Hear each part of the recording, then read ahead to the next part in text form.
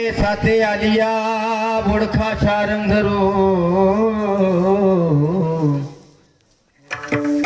नाही तरी संसारो जाईल लया। कौनाचे मायबाप कौनाचे गणगोत मृग जलवत जाईल लया। विषयाचे समसुख बेगडाची बाहुली आब्राची चाहुले जायला। कौनाचे मायबाप कौनाचे गणगोत मृग जलवत जाईल। ज्ञानदेव म्हणे पाहता पाहिले स्वप्नीचे चहिले जाईल लया। कवनाचे मायबाप कवनाचे गणगोत मृग जलवत जाईल लया। विठ्ठल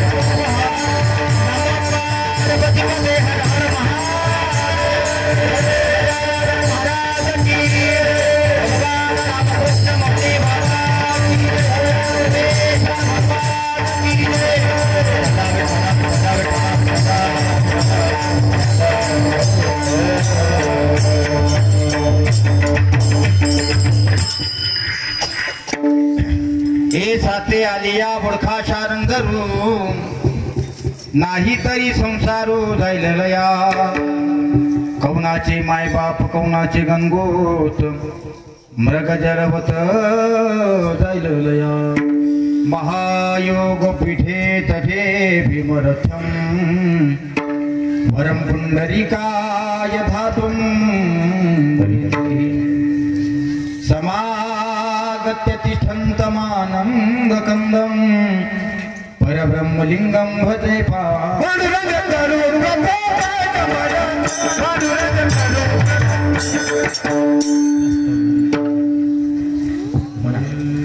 प्रथमान मन पांडुरंग करू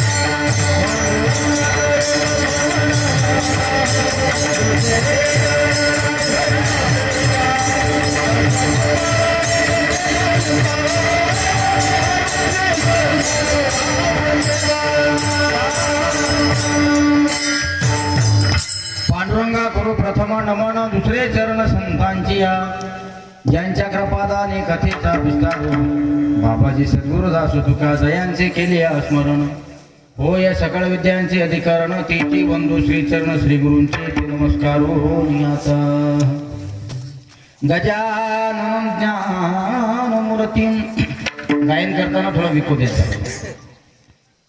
साक्षात प्रेम स्वरूपिणं गौरी शंकर दया मूर्तिं भास्करं वंदे पुनः पुनः नमो सद्गुरु तुकया ज्ञानदीपा नमो सद्गुरु सच्चिदानंद रूपा नमो सद्गुरु भक्त कल्याण मूर्ती नमो सद्गुरु भास्करा पूर्ण कीर्ती हृदय शिवासन करून या माझ्या बैसले गुरुराया गजानन योग योगेश्वर हाची एक जाण शेगावीचा राणा गजानन राधा मेरी स्वामिनी मैं राधे जी को दास जन्म जन्म मोहि दीजियो श्री वृंदावन को वास राधा राधा कहत ही सब व्याधा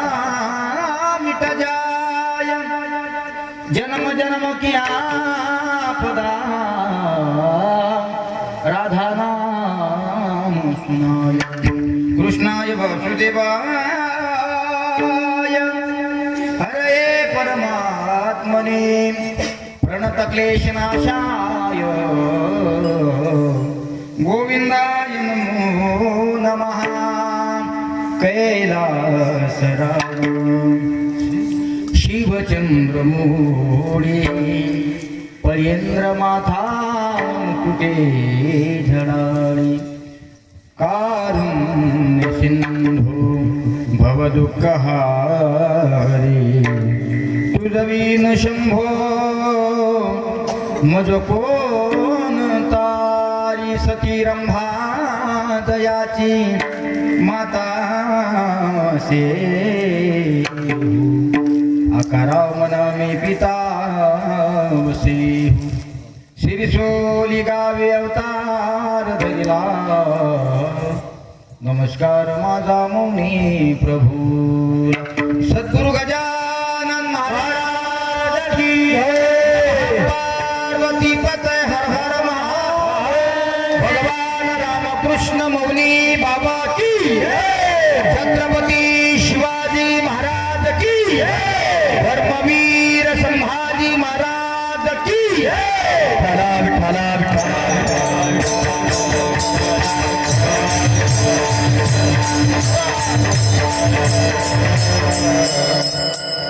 ए साथे आलिया ओळखा शारंग धरू वा नाही तरी संसार उदय दरया कौनाचे मायबाप कौनाचे गुणगोत मृग जडवत या उपस्थित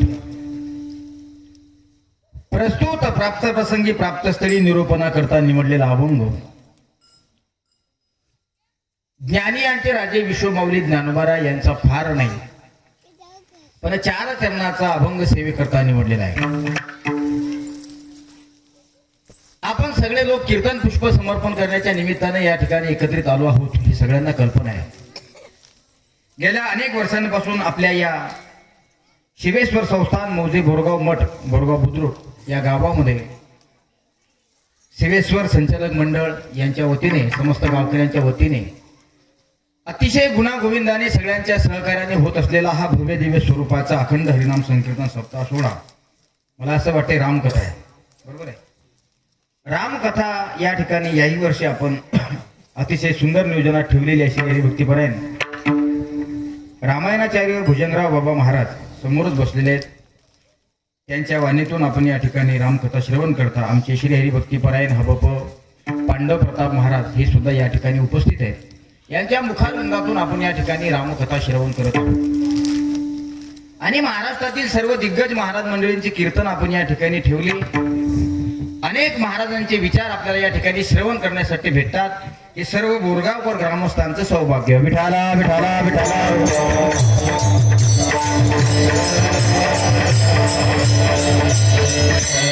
कीर्तनाच्या साथीला सर्व महाराष्ट्रातील दिग्गज मंडळी आहे. त्यामध्ये गायनाचार्यामध्ये अर्जुन महाराज शेलू, शिवाजी महाराज कचरू महाराज, उमेश महाराज, कृष्णा महाराज, बबन महाराज काकडे, मुकुंदा महाराज, मधुकर महाराज, बलराम महाराज, संजय महाराज भालके, विठ्ठल महाराज भालके, राहुल महाराज, कैलास महाराज, गणेश महाराज, विठ्ठल महाराज कराडे, माधू महाराज घोरके, हरिभक्तपरायण मार्तन महाराज, अर्जुन महाराज एखंडे, दिगंबर महाराज शेंदूर, पारेगाव, गजानन महाराज लोखंडे ही सर्व गाणारी मंडळी या ठिकाणी उपस्थित आहे. आणि मृदंगाच्या साथीला महाराष्ट्रातील सुप्रसिद्ध मृदंगाचार्य ज्यांची थाप महाराष्ट्रातच नव्हे तर संपूर्ण महाराष्ट्राच्या बाहेर प्रसिद्ध आहे असे सेनेगाव निवासी लखन महाराज देशमुख या सगळ्यांकरता एकदा जोरदार टाळ्या वाजव.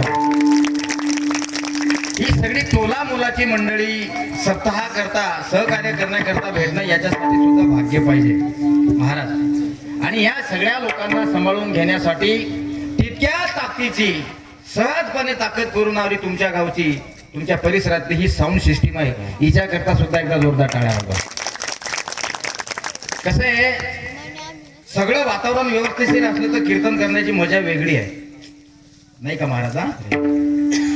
एखादा अगरबत्ती छाप पैलवान असेल, एखादा अगडबम छाप पैलवान असेल, कुस्तीची स्पर्धा ठेवली राजा हो तुम्ही, पण कुस्तीची स्पर्धा ठेवत असताना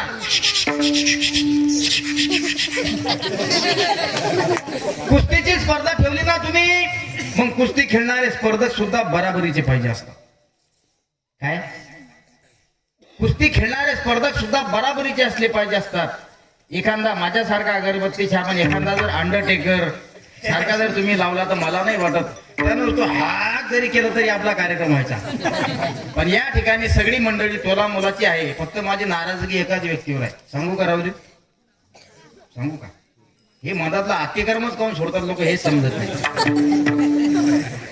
तुम्हाला शाळेमध्ये शिकत असताना शिक्षक लोकांना प्रश्न दिला नाही का रिकाम्या जागा भरा? आम्हाला तर दिला होता साऊंड सिस्टीम वाले. तुम्हाला आला असेल रिकाम्या जागा भरा. तंबाखूला काय लावतात? रिकाम्या जागा भरा. रिकाम्या जागा भरा. सिगरेटला हे लावून पेटवतात. रिकाम्या जागा भरा. गिलासामध्ये शिशी फोडल्या जाते, त्याच्यानंतर त्याच्यामध्ये ते टाकल्या जाते. रिकाम्या जागा भरा. ह्या रिकाम्या जागा भरल्या पाहिजे माझ्या मावल्यांनो. या पुढं अजून मी समजत नाही का तुम्हाला? अंगे असेल कार्यकर्ते मंडळी थोडे यांना सांगत जा. आपल्या गावचा, आपल्या परिसराचा, आपल्या शिवेश्वर भगवंताचा सप्ताह चालू आहे. आम्ही इतक्या दुरून तुमच्या जवळ येतो गप्पा करण्याकरता साधूच्या, आणि तुम्ही पाठीमागे बसता तर बसता, मागच्या मागे सटकता. वा रे वा ग्रामस्थ. आणि आता 2 तास कीर्तन होईपर्यंत कोणी कोणाशी बोलणार नाही. तुम्हाला जर कीर्तन खरोखर ऐकायचं असेल ना माझ्या मावल्यांनो, तर सर्वांगाचे कान करून ऐका आणि एका जागेवर बसून घ्या. बघा ना मंडप कसा भरलेला वाटतो. मला सांगा तुम्ही, गाय गवाऱ्यात चांगली वाटते का गवाऱ्याच्या बाहेर? मी तुमच्या लेकरासारखा आहे. ऐका, शिवेश्वर संस्थांची सर्व संचालक मंडळी, या मंडळीला माझा चरणाला त्यांचा स्पर्श आहे की तुम्ही एवढं भव्य दिव्य स्वरूपाचं नियोजन या ठिकाणी केलं. जनावरला जेवढे कळपात चांगले वाटतात तेवढे कळपाच्या बाहेर नाही. आणि कळपाच्या बाहेर एखादं जनावर गेलं की त्याला मोकाट म्हणलं जातं. खरे का खोटे म्हटल्या जातं त्यात काय अशासारखं. म्हणून त्या मोकाट जाणाऱ्या गुराढोरांना पाय फुटी द्यावी लागते. त्याकरता आपल्याला कोण मुकाट म्हणू नये याकरता कळपात येऊन बसलं पाहिजे. आणि बघा ना, हा कळपातला जो आनंद आहे, हा कळपातला आनंद तुम्हाला 4 भिंतीमध्ये मिळणार नाही. याकरता आपल्या भगवंताच्या पावन पवित्र दरबारामध्ये आपण सगळे लोक आलात. बघा, तुमचा एक एक रुपया सुद्धा या सप्ताह कमिटीसाठी आहे. या सप्ताह करताय तुम्ही सुद्धा देणगी दिलेली आहे. तुमचं सुद्धा मोलाचं सहकार्य आहे. याच्यामध्ये बसल्यानंतर बरीचशी मंडळी अन्नदान सुद्धा देणारी आहे. आणि मला असं वाटते रेटून अन्नदान चालू आहे आणि टचून जेवण चालू आहे. बरोबर? हो, रेटून अन्नदान आणि टचून जेवण. टचून समजते का साऊंड सिस्टीम वाले? मग तुम्ही माझ्याकडे लक्ष द्या. शाबा. टचून म्हणजे तुमच्या कपाळाची जागा जेवढी टणक आहे तेवढी तुमची ढेरी टणक झाली पाहिजे. जोपर्यंत हे इतकं कडक होत नाही तोपर्यंत येऊ द्या बिट्ट्या. जोपर्यंत हे इतकं टणक होत नाही तोपर्यंत येऊ द्या वरण. शिरा असेल तर फार चांगलं चुरू चुरू हाणतात महाराज. जेवण झालं की कीर्तनकार गेला खड्ड्यात, आम्ही चालू घरी. ही पद्धत आहे. पण या ठिकाणी खाणारे जेवढे असतात ना त्याच्यापेक्षा जास्त श्रवण करण्यासाठी लोक असतात. ऐका माझ्या राजानो, आपण परमार्थ हा नुसतं खाण्यासाठी नाही केला पाहिजे, तर परमार्थ हा जगण्यासाठी केला पाहिजे. विठाला विठाला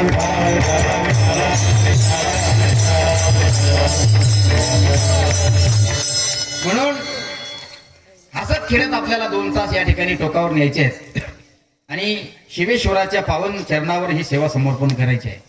ज्यांच्या प्रेमापोटी या ठिकाणी येण्याचं सौभाग्य मिळालं आपल्या मराठवाड्याचं भूषण विनोद मूर्ती श्री हरिभक्तीपर्यंत, ज्यांचे भव्य दिव्य स्वरूपाचा दिंडी सोहळा असतो शेगावला. आमच्याही मौनी बाबा संस्थानला त्यांच्या दिंडीचा विसावा आम्ही घेत असतो. आमचे मार्तंड महाराज फदाड बोरगावकर यांच्या प्रेमापोटी या ठिकाणी सेवा समर्पण करण्यासाठी मला मिळाली. बघा ना तुम्ही, ज्या भागात पिकत असतं महाराज त्या भागात विकत नाही. हे तुमच्याबद्दल नाही, आमच्याबद्दल सुद्धा तसंच आहे. आमच्या गावात सप्त्याचं नियोजन होते पण आम्हाला कधी कधी फोन लावतात तर कधी कधी लावत नाही. काय समजते त्याला? कपडे घालतात तर त्यापासून पाहतो आम्ही त्याला. मार्गदर्शन अत्यंत महत्वाचं असतं. त्या लहान अवस्थेला पाहिलेल्या व्यक्तीला जर तुम्ही शेवटपर्यंत त्याच अवस्थेत पाहत असाल तर मला असं वाटतंय अजून तुमची पाहण्याची नजर बदलली पाहिजे. कधी काळी भगवान गोपाल श्रीकृष्ण लहान होते, खोट्या करायचे माझे भगवंत.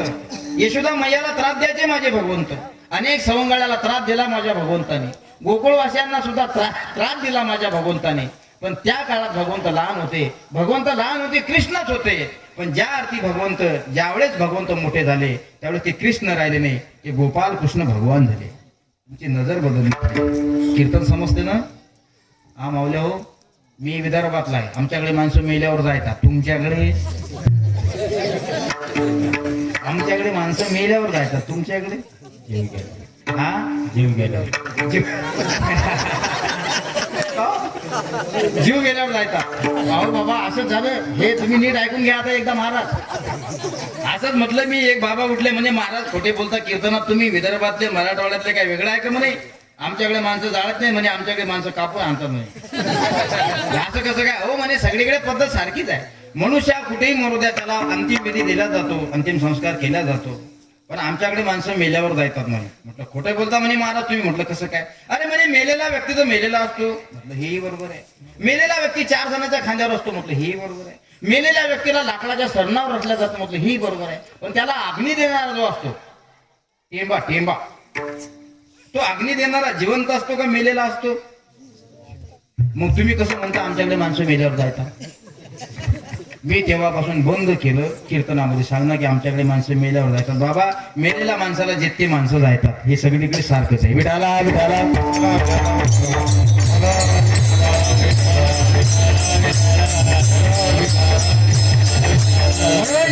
शिवेश्वराच्या पावन पवित्र दरबारामध्ये सेवा समर्पण करण्यासाठी 4 चरणाचा अभंग विश्व माऊली ज्ञानोबारांचा निवडलेला आहे. महाराष्ट्रातील सर्व तोलामोलाची दिग्गज कीर्तनकार, गायक, वादक मंडळी आपण या ठिकाणी बोलवली आहे श्रवण करण्याकरता. फक्त श्रवण करत असताना माझ्या माऊल्यांनो सर्वांगाचे कान करून श्रवण करा. विनोद जाऊ द्या. तुम्ही कीर्तनामध्ये शेवटच्या मिनिटापर्यंत फ्रेश बसले पाहिजे. आता जसे गुलाबाच्या फुलासारखे टवटवीत दिसता तसे शेवटपर्यंत गुलाब म्हणून कीर्तन ऐका. मधात सूर्यफूल होऊ नका. नाहीत मग कीर्तन रंगात आलं की चालली त्याची मान खाली जाते हळूहळू. सुरुवात पासून गुलाबाचं फुल जसं टवटवीत दिसत असतं तसं शेवटच्या मिनिटापर्यंत म्हणजे 10:30 पर्यंत आपण असे टवटवीत असले पाहिजे. ते जबरदस्ती का हसणं व्हायला पण हसत राहिलं पाहिजे. आहे का नाही? हा अत्यंत आनंदाचं खेळीमेळीचं वातावरण आहे. आणि आज 4थ्या दिवसाचं कीर्तन पुष्प समर्पण करण्यासाठी विश्व माऊली ज्ञानोबारायांचा हा 4 चरणाचा अभंग निवडला. गाणारे, वाजवणारे, रामकथा, पहारेकरी, विणेकरी, अन्नदाते, सहकार्य करणारे शिवेश्वर संस्थांची सर्व सभासद संचालक मंडळी या सगळ्या मंडळीच्या चरणाला स्पर्श करतो आणि सेवेला सुरुवात करतो. मस्तक ही पायावरी या वारकरी संतांच्या, या वारकरी संतांच्या.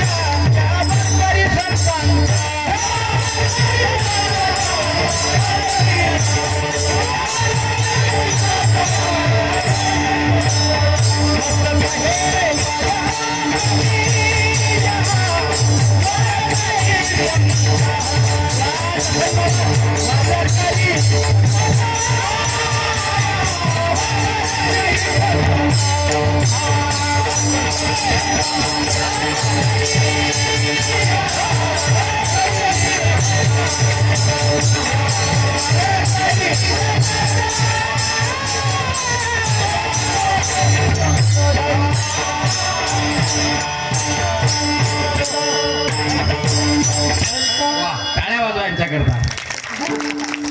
लखन महाराज मृदंग वाजवायला आपले म्हटलं की आंधळ्याशी डोळे पांगड्याशी पाय आणि बहिरे ऐकतील कानी रे. हा आनंद आहे.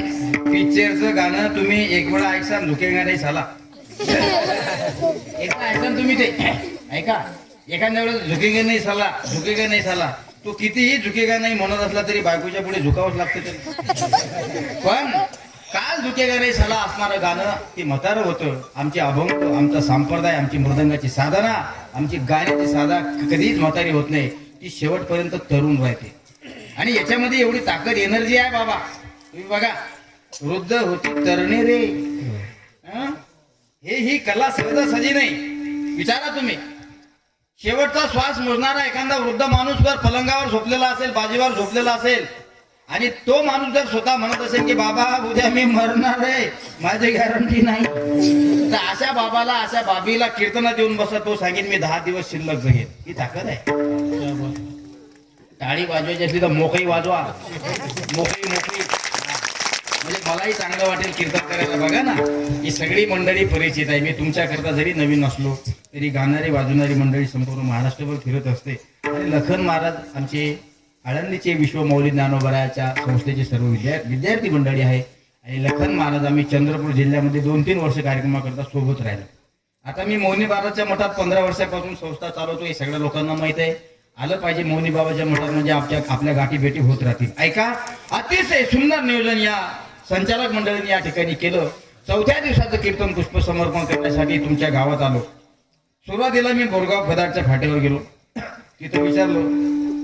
आता प्रॉब्लेम असा झाला माझ्या राजांनो की याच्यावर बोरगाव खुर्द लिहिलेलं आहे, याच्यावर बोरगाव मठ लिहिलेलं आहे, याच्यावर बोरगाव बुद्रुक लिहिलेलं आहे आणि याच्यावर बोरगाव वाडी लिहिलेली आहे. आता आम्ही आमच्या खंडाकडे महाराज ड्रायव्हर साहेबाला म्हटलं गाडी नेमकी जाऊ द्यायची कुठं. एकाला मी विचारलं, त्यानं पत्ता सांगितला. म्हणे ती लाइटिंग दिसते. मी तुम्हाला पत्ता सांगितला, आता कसं जायचं ते तुम्ही ठरवा. मी म्हटलं माझा नदी आहे. म्हणे मग पवन करून जा. म्हटलं नदीले पाणी असेल. म्हणे मग तरून जा. तुम्ही कसं बी जा म्हणजे पण त्या लाइटिंग करून जा.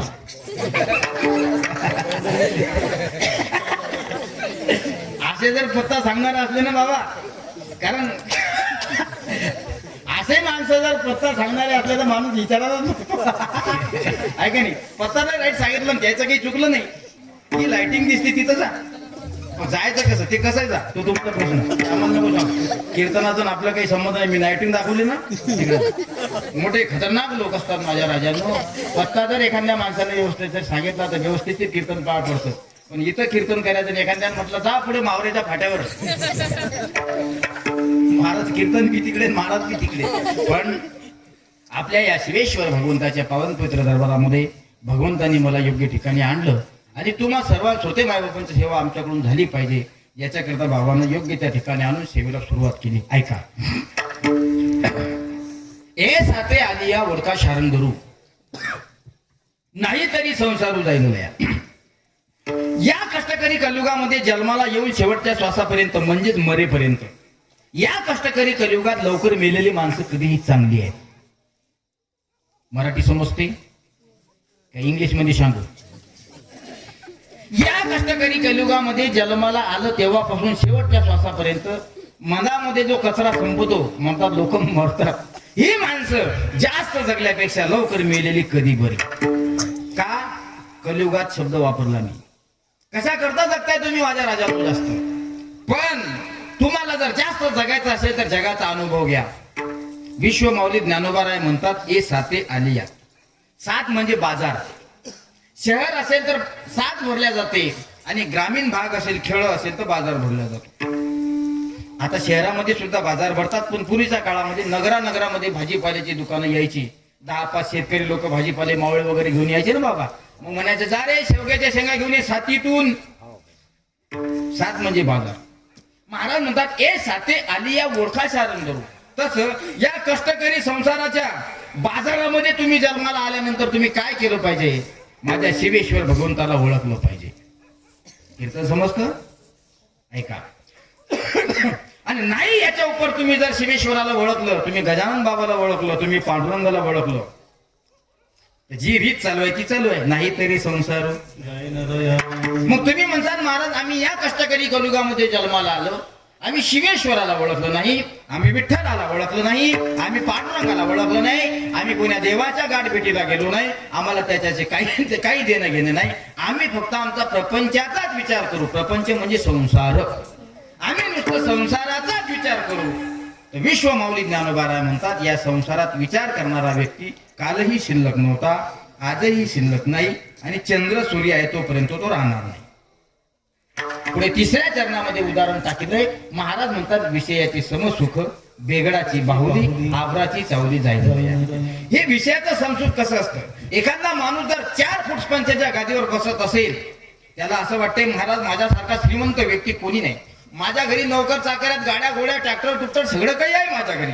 कोण म्हणतंय माझ्या घरी काही नाही? मी गावातला नंबर 1 चा श्रीमंत व्यक्ती आहे आणि माझ्याकडे सर्व सुख भोगण्याकरता आहेत. असं जो व्यक्ती म्हणत असेल, मला तरी असं वाटतं की तो व्यक्ती अजून कुठेतरी अज्ञानी आहे.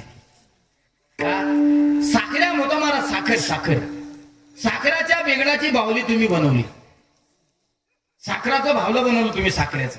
आणि साखरेचं बावलं बनवलं असताना घरामध्ये ते एका शोकेस मध्ये मस्त सजवून ठेवलं. तुमच्या घरात सुदैवानं पाहुणे आले आणि ज्या घरात आल्यानंतर त्या घराचा मालक म्हणतो अगं ए गंगूबाई, तिच्या बायकोले ए गंगे चहा ठेव. पत्नी म्हणते घरातली साखर संपली. अगं बाहुली मोड. हा म्हणते येडी झाली का काय तू? ती बाहुली महाराज, ती बाहुली दिसायला जरी तुम्हाला बाहुली सारखी दिसत असली तरी तिला पाण्याचा स्पर्श झाला की ती साखर पाणीमय होते. जसं पाण्यामध्ये मीठ टाकल्यानंतर मीठ पाणीमय होतं का पाणी मीठमय होतो? काहीच कळत. साखर पाण्यामध्ये टाकल्यानंतर साखर पाणीमय होते का पाणी साखरमय होते? अर्थ एकच आहे, कळत नाही. म्हणून विषयाचे समसुख, बेगडाची बाहुली, आबराची चावली जाईल लया. उन्हाळ्याचे दिवस असतात, सगळीकडे वातावरण शांत असतं, असं काळच येत असतं बघा. आणि प्रहर सांगितले शास्त्राने 4 प्रहर आहेत. पहिला प्रहर सब कुछ जागे, दुसरा प्रहर योगी, 2 प्रहर. तिसरा प्रहर सब कुछ जागे, 4था प्रहर योगी. गोड लागला महाराज पापा. कारण आता काळी 2 मध्ये ते कीर्तन करून गेलो ना मी. कोणतं हे कोणतं? आता आपले भेट झाली ना त्या गावाला 15 दिवस झाले ना, 1 महिना झाला. तेव्हापासून एकही दिवस खाली नाही. मासरोडला गाठभेट झाली होती आमच्या बाबाची आमची. सुंदर गातात. आणि मी तुम्हाला थांबवलं तर राग नका येऊ. हे आपल्यातच चालतं फक्त, दुसरीकडे नाही चालत. असं जर दुसरीकडे म्हटलं नंतर हात वाला माईक, हात वाला टाळ, हे वाला कीर्तन चाललं घरी. समय शिक्षता आणि ऍडजस्टमेंट असली पाहिजे. साऊंड सिस्टीम आल्याशी जास्त नादी लागायला पुरत नाही.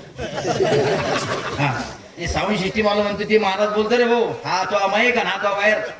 हा आमच्या चिखलीमध्ये एक साऊंड सिस्टीम वाला आहे, त्याच्याजवळ लाख रुपयाचा बाजार नाही महाराज. ही गोष्ट. पण प्रत्येक साऊंड सिस्टीम वाल्यासाठी मी एकच विनंती करेल, आमच्या लोकांना काही नसतं पाहिजे. जो मृदंग वाजवतो त्याच्या धुमाला बेस पाहिजे असतो. जो मृदंग वाजवतो त्याच्या चाटीला शार्क आणि कडक केलं पाहिजे, थोडी चाट दिली पाहिजे, त्याच्या पपदाला जास्त आवाज दिला पाहिजे, खुश होते तो. गाणाऱ्या व्यक्तीला गाईन त्यावेळेस विको दिला पाहिजे आणि म्हणण्याच्या वेळेस थोडा गेन दिला पाहिजे. स्टुडिओ मास्टर आहे ना ते, इथून ऑपरेटिंग करतो मी. आणि कीर्तनकाराला काही नाही दिलं चालते, फक्त आवाज दिला की झालं. ही सगळी मंडळी एकदा का तुम्ही खुश करून टाकली की ते म्हणतात वा काय साऊंड सिस्टीम आहे. नाही तर किती बोंबलू द्या, बोंबलू विचारले ते बी व्हायची फाळी येते, पण काही वेळ बसत नाही. तरी म्हणतो साऊंड सिस्टीम. अरे बाबा, एका गावात मी असंच म्हटलं गेन द्या, बेस द्या, ट्रबल द्या, गेन द्या, बेस द्या, ट्रबल द्या, शार्क द्या. उठला म्हणतो साऊंड सिस्टीम वाला, तू काय सांगून राहिला म्हणे आम्हाला, तुलेच आवाज नाही झाली, मी काय करू. पण खरंच सांगू, कुठची आहे तुमची सिस्टीम? गावातलीच आहे का? वा. शिवेश्वर भगवंताच्या पावन पवित्र दरबारामध्ये गावातली साऊंड सिस्टीम लागली. मी शिवेश्वराला विनंती करेल की तुमचं 5 लाखाचं जर सामान असेल तर पुढच्या वर्षीला 25 लाखाचं झालं पाहिजे. फक्त देवाच्या कार्यासाठी तन्मन धनानं समर्पण करा. आणि 100 रुपये 200-400 रुपये कमी असले देवाच्या दरबारात, लग्नावाल्याचा 1 रुपया सोडायचा नाही. तुम्ही जर लग्नाची तारीख वाजवली, लग्नावाल्याचा 1 रुपया सोडायचा नाही. कारण ते म्हणजे आता बोलू नये असं थैथय करत असतं ते. त्याच्या एखाद्याच्या मुलाचं लग्न असलं की ते हायगाईच करत नाही बाबा. आणि ज्यावेळेस मग त्याचा हिशोब चालू होते की मग ते इतके झाले कसे, तो आज सांगितले होते ना ते, तो आज सांगितले होते ते. तूच म्हणे माझ्या पोराचं लग्न 100 पत्रोला चालत नाही, 500 आणा. 100चं काम झालं, 400 आता खाय मग तोंडात घालू. हिशोब तो द्यावा लागेल ना. लिवली होती हिशोबामध्ये, केला ना 50 किलो साखरीमध्ये भागून घेईल.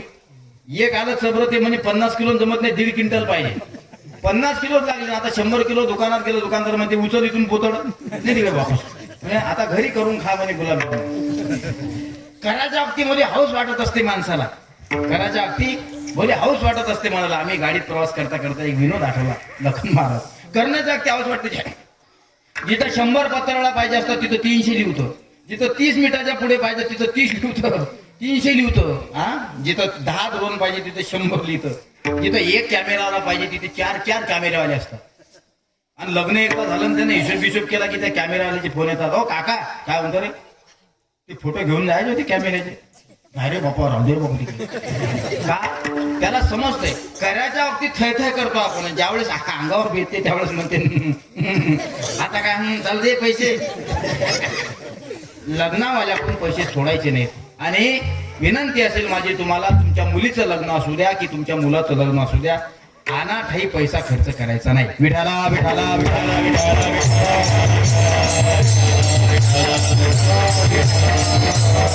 म्हणून त्यांच्याकडून पैसे सोडायचे नाही. देवाचं कार्य आहे ना राजा हो, साधूचं कार्य आहे, संताचं कार्य आहे. अशा ठिकाणी 200-400 रुपये कमी असले तरी काही हरकत नाही. नाही तर मग माझ्याच पाकिटात कमी भरा. खोटे बोलता महाराज, तुम्ही हे घ्या पाकिट, तुम्ही सांगितलं कमी भरा. अरे बाबा, तुम्ही जास्त भरा पण कमी नका करू. हो नाही मग महाराज तुम्ही सांगितलं कीर्तनात घ्या मग आता 200 कमी, असं करू नका. बघा, अनाठाई पैसा खर्च नाही झाला पाहिजे. आणि तुम्ही आम्हाला जास्तही दिले तर आम्ही काही आमच्या घरी देत नाही. आमच्या परमहंस रामकृष्ण मौनी बाबा संस्थांमध्ये 35 मुलं 25 वर्षापासून फुकट शिकतात. सगळ्यांना माहिती असली पाहिजे. किती मुलं? 35. किती वर्षापासून? 2002 पासून तर 2025 पर्यंत फुकट शिकतात. फुकट रात्रंदिवस 24 तास 24 मिनिटं त्या ठिकाणी राहतात. उदाहरण जर तुम्हाला पाहिजे असेल तर आमच्या संस्थेतले 2-3 मुलं आणले. एक तो मुलगा शूटिंग काढतो, सुंदर गातात, सुंदर वाजवतात, 1 नंबर आवाज आहे, स्वरात गातात. ही मौनी बाबाची ताकद आहे. म्हणून अशा ठिकाणी जर तुम्ही शिल्लक दिलं तर हे अनाठाई जाईल का? आशीर्वाद देतील तुम्हाला ते. तुम्ही जर म्हटलं महाराज आमच्याकडून तुमच्या या वारकरी मुलांना कोणाला आई नाही, कोणाला बाप नाही, कोणाला आई नाही, कोणाला बाप नाही, कोणाला दोन्ही नाही, असे मुलं एका साधूच्या दरबारामध्ये शिकतात. मला सांगा, मी पैसे मागायसाठी नाही आलो. तुमच्या सगळ्यांच्या आशीर्वादानं भक्कम आहे गजानन महाराजांच्या कृपेनं, तो काही कमी नाही. अरे साधूच्या गप्पा करणाऱ्या लोकांनी साधू काही कमी पडू देतात तो पाटील? साधूच्या गप्पा करणाऱ्या माणसाला साधू काही कमी करू देत नाहीत. पण पैशापेक्षा साधूच्या आशीर्वादात फार ताकद असते. आमचे मौनी बाबा आम्हाला काही कमी पडू देत नाहीत. आमच्या संस्थेमध्ये श्रीमंताचे सुद्धा मुलं आहेत. आमच्या संस्थेमध्ये एक मुलगा ज्याला माय नाही. आमच्या संस्थेमध्ये असा मुलगा ज्याला बाप नाही. आमच्या संस्थेमध्ये असेही मुलं आहेत ज्याला माये नाही बाप नाही. अशा मुलाला जर तुम्ही तुमच्याजवळचे 500 दिले ना, मी सांगतो तुम्हाला शेवटपर्यंत तुमचं नाव घेतल्याशिवाय तर राहणार नाही. आणि मला असं वाटतंय महिला मरता मरता तुमचं नाव घेतल्याशिवाय तो मरणार नाही. म्हणून पैसा देत असताना धर्माच्या कार्यासाठी दिला पाहिजे. पैसा देत असताना भगवंताच्या कार्यासाठी दिला पाहिजे. अनाठाई पैसा खर्च नाही झाला पाहिजे. उदाहरण आहे का हो काही? नाही. जोडून या धन उत्तम व्यवहारे, जोडून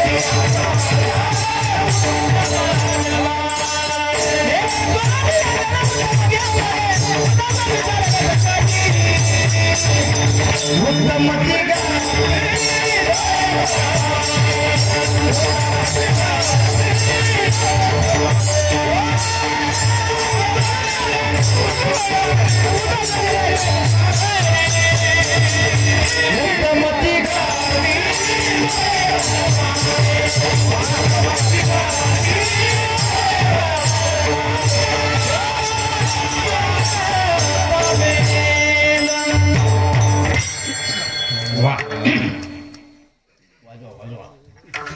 वाजवा ना, टाळ्या वाजवा ना.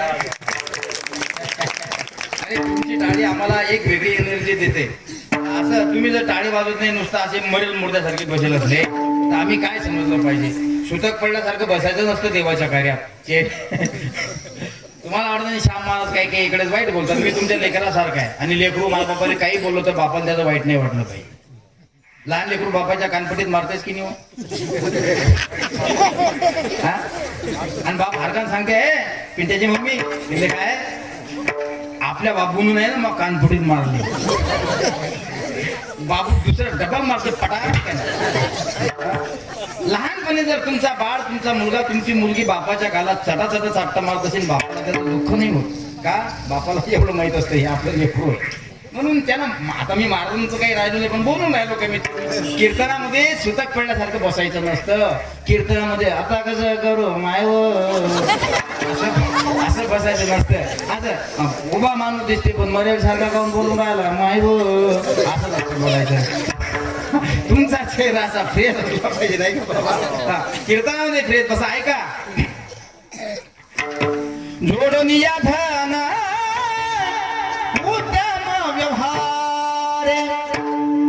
लखन महाराज घर को चाट मारने की इधर थाप मारने की. उदास विचारे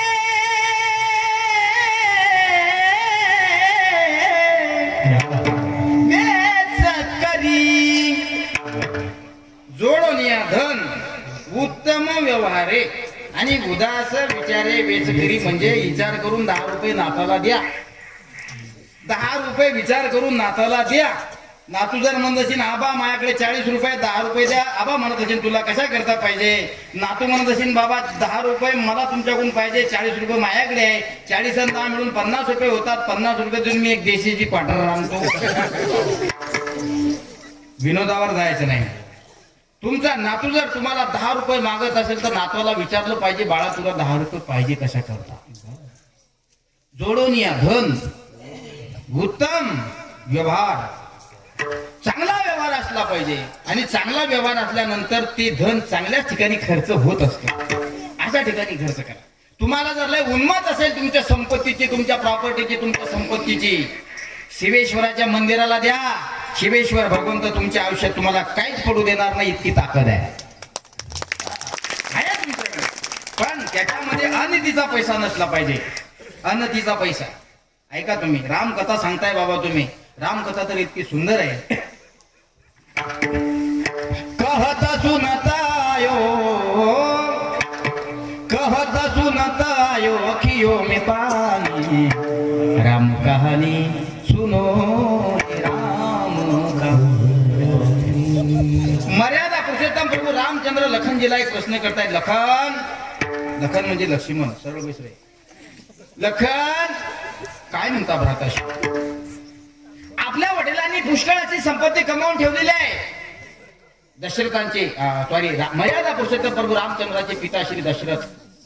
काय कमी होतं त्यांच्याकडे, पण तरी सुद्धा राजाच्या आसनावर बसण्याचा मोह नव्हता.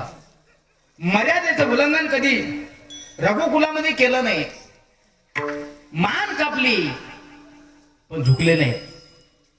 रघुकुल रीत सदा चलिया, प्राण जाये पर वचन. ही रघुकुलातली रीत आहे. विचारलं त्यांना का? दशरथांनी सांगितलंय, श्रीराम लखन मान कटली ती चालेल पण अनितीनं वागायचं नाही. रघुकुलाची रीत आहे. व्यवहार करायचा असेल तर तो सातत्याचा असला पाहिजे, नीतीचा व्यवहार असला पाहिजे. म्हणून धर्म नीतीचा हा ऐकावा व्यवहार. तसं त्या लोकांनी जर नीतीनं व्यवहार केला असेल, अब्जाधीश रुपये होते त्यांच्याकडे, पण अनितीनं नाही कधी त्यांनी व्यवहार केला, नीतीनं व्यवहार केला. एवढंच नाही, तुम्ही रावणाला सुद्धा श्राप देत असाल किंवा राजा रावणाला सुद्धा तुम्ही शिव्या देत असाल. तुम्ही म्हणत असाल रावण खतरनाक होता. खतरनाक म्हटल्यापेक्षा आगाऊ होता. आगाऊ होता म्हणजे कशाने आगाऊ होता? मर्यादा पुरुषोत्तम प्रभू रामचंद्र जानकी सीता मातेचं अपहरण केलं म्हणून आगाऊ होता का तो? आगाऊ नव्हता तो. तुम्ही राम नक्की ऐका, रावण नक्की ऐका, तुम्हाला कळेल रावणाची योग्यता आणि पात्रता काय होती. तुम्हाला फक्त एवढं माहित आहे, रावणानं सीते मातेचं अपहरण केलं म्हणून तो दुश्मन झाला. दुश्मन नाही, रावणानं सीते मातेचं अपहरण याच्यासाठी केलं की रावणाला माहित होतं या ब्रह्मांडात मला मारणारा पैदा झालेला नाही आणि मला जबरदस्ती मारेल याच्यासाठी मी काही पाप केलं नाही.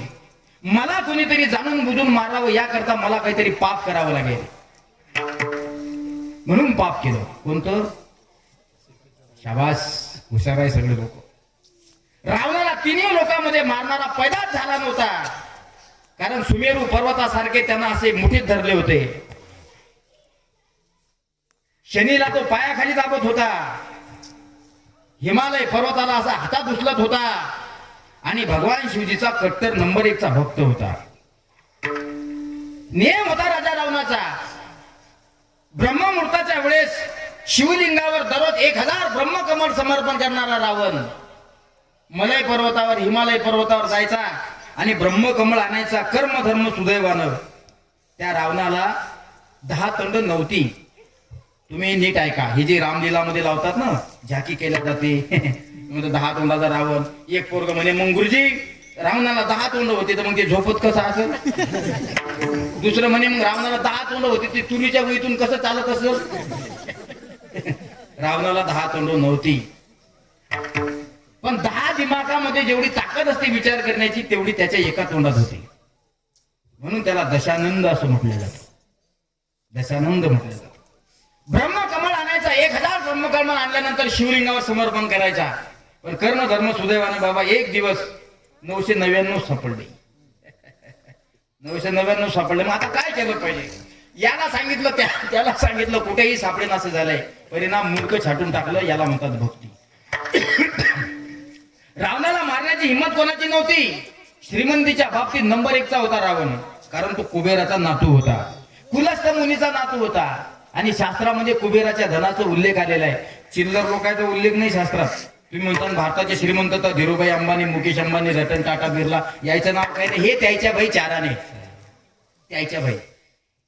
शास्त्रामध्ये ज्या माणसाचा, ज्या व्यक्तीचा, ज्या श्रीमंत व्यक्तीचा उल्लेख आलेला आहे ती व्यक्ती कुबेरजी आहे. देव हे काळाचे धन कुबेराचे. कोणाचा उल्लेख आहे? देह या काळाचे, देह धन पाटलाचे. असं काही आहे का? आपले पाटील काही कामाचा नाही. आपल्या पाटलाजवळ फक्त 5-10 हजार रुपये असतात. 4-5 ग्रामची अंगठी असते आणि तेच पाटील पंक्तीमध्ये इंटे बुंदी वाळा, बुंदी बुंदी आपले असतात ना. ते कधी न नवत असते. एकच असते 5 ग्रॅमची अंगठी, ती 22 कॅरेटची असते. 7-8 हजार रुपये ग्रामने केलेली असते. हाटकून हेडत असते. असं एक असंच होतं सोन्याच्या अंगठी. ते म्हणत होतं माझ्या गावात मी श्रीमंत आहे म्हणे. कसं काय म्हणे? 5-5, 4-4 अंगठी आहेत. माझ्या अंगठ्याकडे नका पाहू रे. काय विचार आहे तुमचा? एवढे पोरं तर रस्त्यात मधात भेटल्यावर आमचा कार्यक्रम करतो म्हणजे तू लय सांगत होता का चल उतर गाडीच्या खाली दाखवतो तुला हे कीर्तन झाल्यावर मी तुम्हाला हवा सुद्धा येऊ देत नाही इतका जोरांना. श्रीमंत व्यक्तीनं श्रीमंतीपणाचा अभिमान धरू नये. तुमच्याकडे सोनं असलं पाहिजे, तुमच्याकडे पैसा असला पाहिजे. सोनं आणि पैसा बाबा सोनं आणि पैसा तुमच्याकडे खूप असला पाहिजे. हे उपभोगाचं साधन आहे. या जन्मात जर तुम्ही सोना चांदीचा आस्वाद अनुभव घेणार नाही तर मग काय मेल्यावर घेसाल का? मेल्यावर कोण पाहिलं स्वर्ग? मेल्यावर कोण पाहिलं वैकुंठ? मेल्यावर कोण पाहिला माझ्या राजांना संसार? शास्त्रकार म्हणतात हा देह तुम्हाला दिलाय ना उपभोगण्याकरता दिला, भोगा आनंद घ्या. पण तुमच्याकडे जर 10% असेल तर शास्त्र सांगते त्या 10%तलं 1% देवाला दिलं पाहिजे. कारण दिल्यानं धनाची शुद्धता होत असते. तुम्ही जर नुसतं येऊ द्या इकडे येऊ द्या इकडे येऊ द्या इकडे म्हणत असाल तर ते एक दिवस कोण ना कोणी दिल्याशिवाय राहत नाही. गेलंय मोठ्याच. रावणाकडे खूप श्रीमंत होती. माझ्या राजांना श्रीमंतीच्या बाबतीत रावण नंबर 1 वर होता. नंबर 2 वर होते द्वारकेचे द्वारकाधीश भगवान श्रीकृष्ण. द्वारका सोन्याची होती, रावण लंका सोन्याची होती. आणि आपली 4 ग्रॅमची अंगठी बुंदीवाडा बुंदी बुंदीवाडा बुंदी. एका माणसाला अशी सवय ते कधी धार्मिक कार्यात गेलं नाही, ते कधी पंक्तीत गेलं नाही, ते कधीच नाही गेलं. त्याच्याकडे होत्या 2-4 अंगठ्या. ते असंच करायचं. ते कधी भाजी भिजवायला नाही, ते कधी वांगे चिरायला नाही, कधी वरण तयार करायला नाही, कधी सराचा हातात धरायला नाही, कधी कणिक आणायला नाही. फक्त पंक्ती बसल्या की गोदानी कवळ घेता असं चालू झालं की पंक्तीत फिरायचं. ए शामराव इकडे बुंदी आणि इकडे बुंदी बुंदी. आता कर्मधर्म सुदैवाने एका म्हातारीने पाहिलं म्हणे हे कोणी पंक्तीत असंच करतं, याचा कार्यक्रमच करतो म्हणे मी आज. म्हातारी मोठी खतरनाक होती ती, याच्या शेजारी नव्हती. पण कर्मधर्म सुदैवानं त्या म्हातारीची गाय त्याच्या वावरात गेली म्हणून 2 वर्षापासून यायचं बोलणं बंद होतं. पण म्हातारी तपूनच होती. म्हातारीनं सराला गरमच करून ठेवलं तर तू फक्त दिस कार्यक्रमच करतो. हा याच्या 2 अंगठ्या हातातल्या 4-4 ग्रामच्या बुंदीवाळा पंक्तीवाळा बुंदीवाळा पंक्तीवाळा. म्हातारी बसली होती लखन महाराज एवढं मोठं चांदीचं दंडवाळा घालून 2 लाख रुपये. हा हे आलं जिलेबीवाळा बुंदीवाळा जिलेबीवाळा बुंदीवाळा. म्हातारी म्हणजे मला नाही पाहिजे मला नाही. याला असं वाटलंय 50,000च्या 2 अंगठ्या म्हातारीला दाखवला. म्हातारीनं 2 लाखाचा दंडवाळा दाखवला. आता काही पंक्तीत फिरायला पुरत नाही. तेव्हापासून डबल पंक्तीत दिसलं. विठाला विठाला विठाला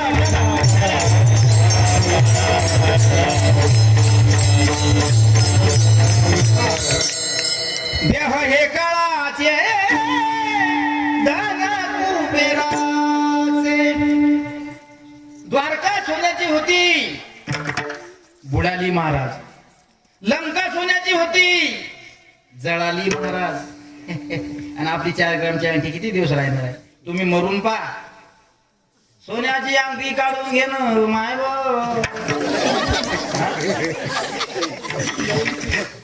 तुम्ही मेले कसे? तुमच्या नाकात वारं जातं गुपून हे कोणी लक्ष देत नाही, आहे का नाही? परवा एकदा केली होती माय काय चमकत होती माय अंगावरची आभूषणे घेते काढून या. प्रमाणासहित आहे. तुम्ही मरून पहा, तुम्हाला समजत नाही. तुम्ही मरून पहा. हा हे तुम्ही मेल्यानंतर सगळ्यात जास्त आनंदी तुमचा परिवार असतो. अरे बापरे असं कसं महाराज? शास्त्र आहे. बाईल म्हणती खरं मरता तरी बरे. नीट ऐका. बाईल म्हणती खरं मरता तरी बरे. नासियले घरे थुंकोनिया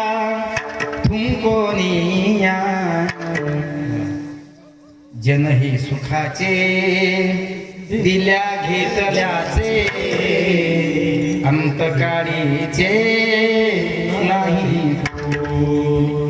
आता तर पटलं तुम्हाला? आता पटलं तुम्हाला? म्हणून म्हणतो 4 ग्रामच्या अंगठी केली होती ना मायव ती काढून घ्या मायव. एरी भट्टीत गेल्यानंतर तिचं पाणी होईल मायव.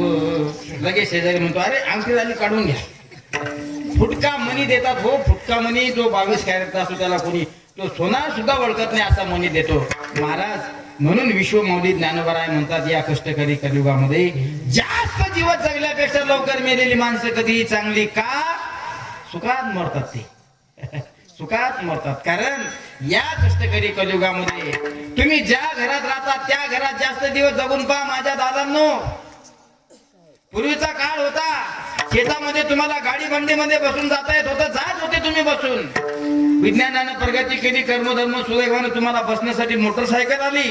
त्याही पलीकडे तुमच्या मुलानं ट्रॅक्टर घेतला तुमच्या पैशावर. तुम्ही काय केलं शेतामध्ये राबले याची जाणीव तुमच्या मुला मुलीने ठेवली नाही. शेताच्या कडेला तुमचं घर होतं, त्या घरात वरचा पाऊस जर आला तर अर्ध पाणी घरात जात होता, अशी तुमची परिस्थिती होती. चित्र डोळ्यासमोर ठेवा. या ठिकाणी बसलेले असे किती बुजुर्ग आहेत जे माझ्या वडिलांच्या समान आहेत. माझं बोलण्यात मला कीर्तन म्हणजे हसत खेळत करायचं आहे तुमच्यासोबत. आणि कीर्तनामध्ये विनोदही असला पाहिजे, पण तो अध्यात्माला धरून असला पाहिजे. आणि आम्ही गजानन महाराज संस्थानचे विद्यार्थी असल्यामुळे हसत खेळत कीर्तन करतो. फक्त सगळ्याचे चेहरे गुलाबासारखे असले पाहिजे. 10:30ला मी तुम्हाला गोदडी हॉस्पिटलमध्ये टाकणार म्हणजे टाकणार. विठाला विठाला विठाला विठाला.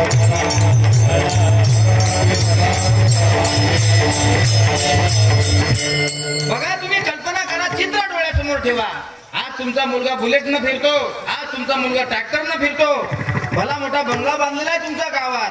त्या मुलाला विचारा, बाबा तुझ्या भावाने हाडाचं काळी रक्ताचं पाणी केलं रे, दिवशीचा रात्र रात्रीचा दिवस केला, शेताचा कडेला घर होतं.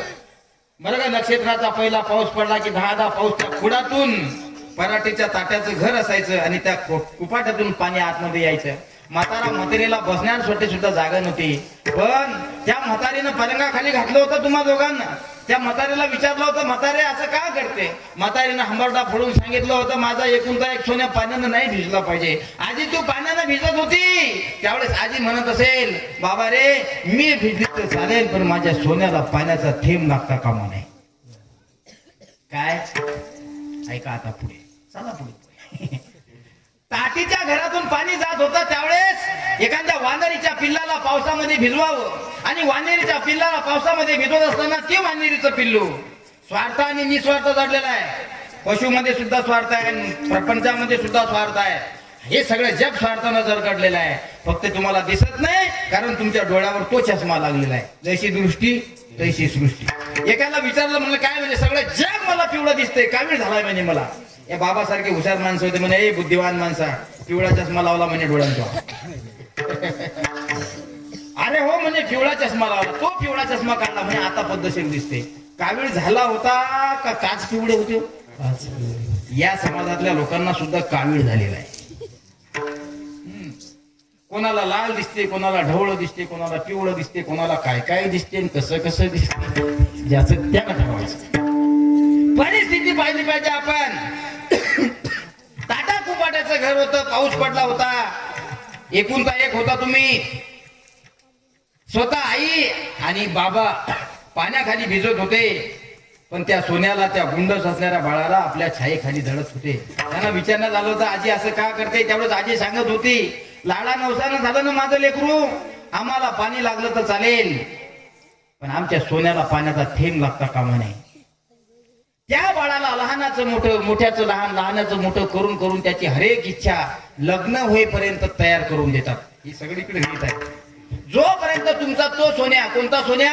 ज्याला पावसात मायनं मायेच्या छायेखाली घेतो तो सोन्या, जोपर्यंत तो लग्न योग्य होत नाही तोपर्यंत त्याची प्रत्येक पूर्तता करतात. काळीचा आधार घेतात म्हातारी. आजही मराठवाड्यामध्ये आपल्याला असे चित्र पाहायला भेटतात. पुढे आजोबा चालतात, एक काळी असते भली लंबी, आणि त्या काळीला पाठी लागून आजीनं धरलेलं असते. आजोबा ज्या ज्या रस्त्यानं जातात त्या त्या रस्त्यानं आजी जाते. आजोबा ज्या ठिकाणी थांबतो आजी सुद्धा त्याच ठिकाणी थांबते. आजोबा ज्या ठिकाणी बसतो मला असं वाटते आजी सुद्धा त्या ठिकाणी बसते. ही पद्धत होती महाराज. याच्यामधून काय निर्माण होत होतं? याच्यामधून आपुलकी आणि प्रेम निर्माण होत होतं. आता प्रेम राहिलं नाही. ज्या आजीनं, ज्या आजोबानं बाळाला पावसापासून वाचवलं, लग्नाच्या वयापर्यंत त्याची पूर्तता केली, तो मुलगा आता हट्टी झाला. बाबा तुम्ही मला जन्माला घातलं तर का उपकार केले? हा पहिला शब्द असतो आपल्या लेकराचा. खरं आहे का खोटं आहे? द्या 100 रुपये. खरंय. इथून सुरुवात होते.